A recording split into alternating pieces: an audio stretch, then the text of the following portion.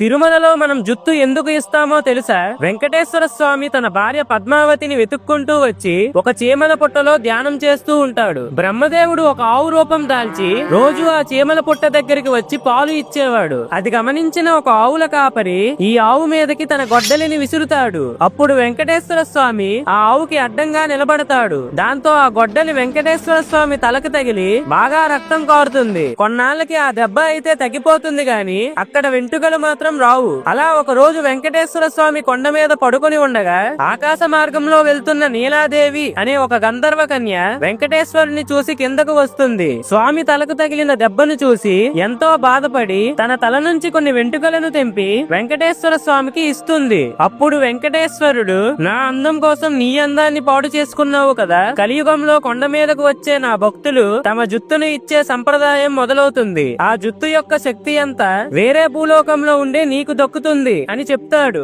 ఈ విధంగా తిరుమలలో మనం తలనీలాలు ఇచ్చే ఆచారం మొదలైంది. ఫ్రెండ్స్, గోవిందా గోవిందా అని కామెంట్ చేయండి.